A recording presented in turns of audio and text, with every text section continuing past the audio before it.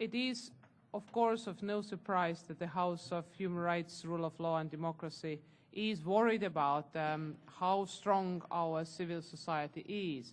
And without any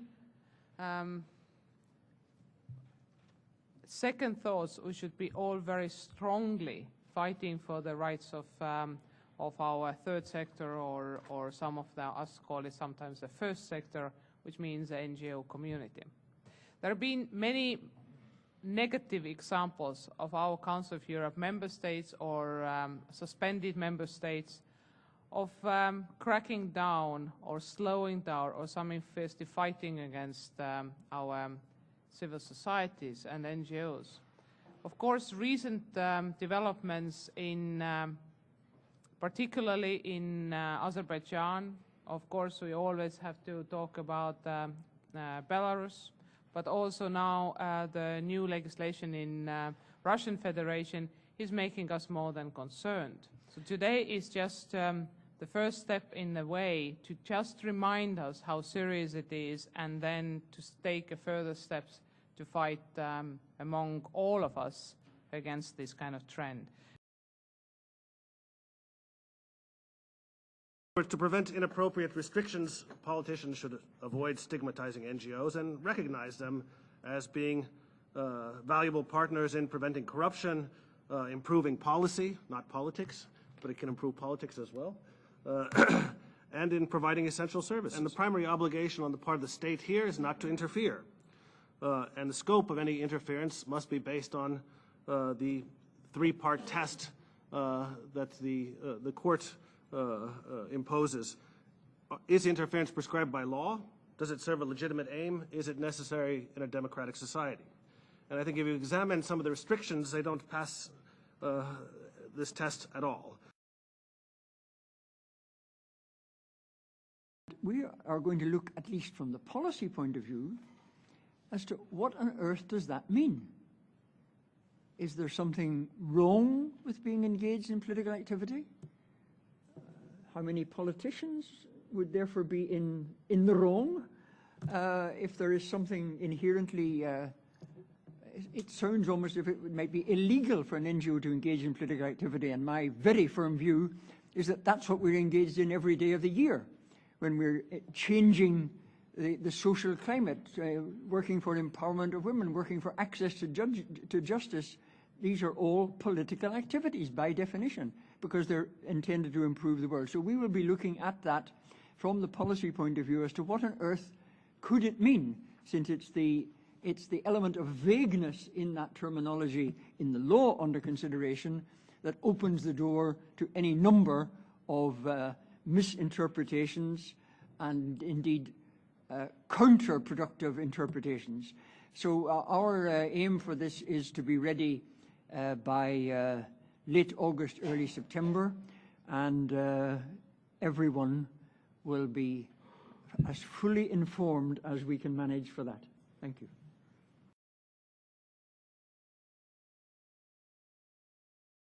Being a member of Council of Europe since 2001, unfortunately Azerbaijan didn't fulfill obligation of Council of Europe in the field of freedom of expression, freedom of association and freedom of assembly. So in such circumstance, it is difficult to talk about the activity of civil society organization.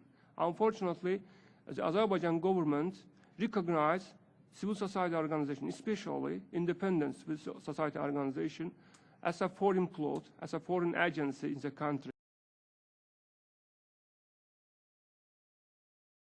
My recommendations would not be universal, but I have more common than I expected with my colleague from Azerbaijan. As we can see from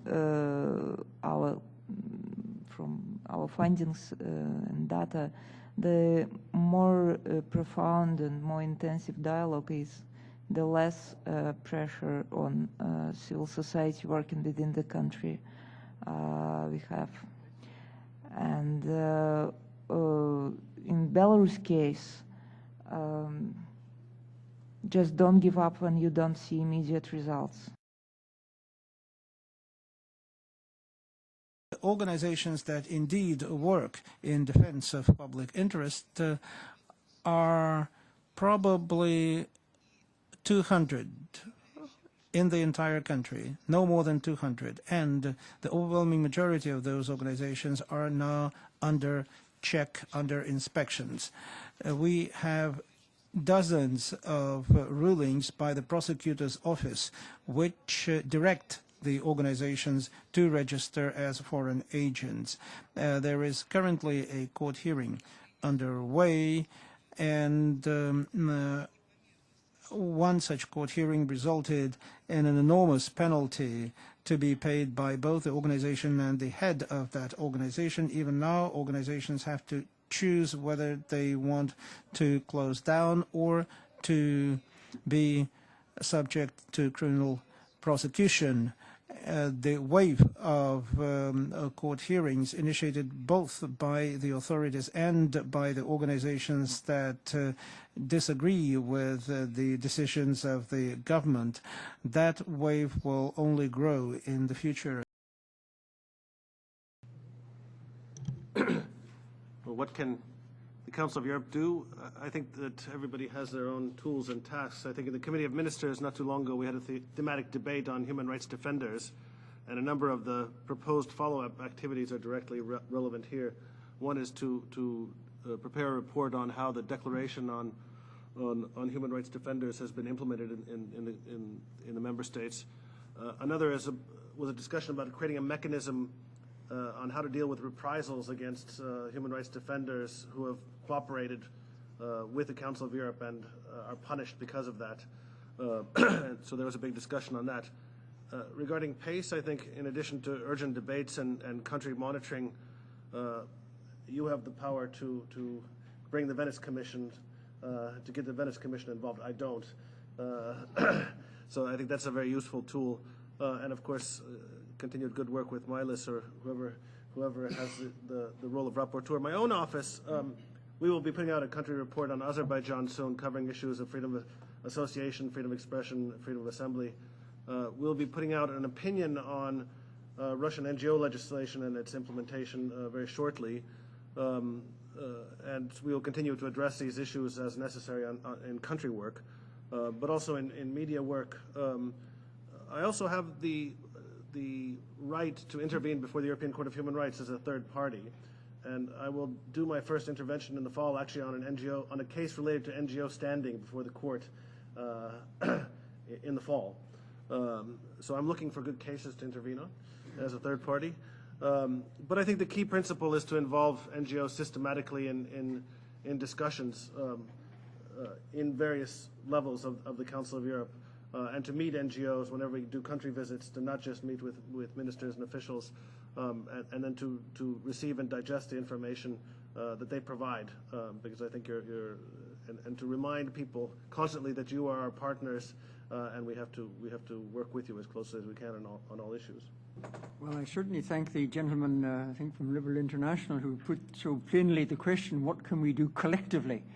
And I'm inspired by Tatiana saying, don't give up. That's key.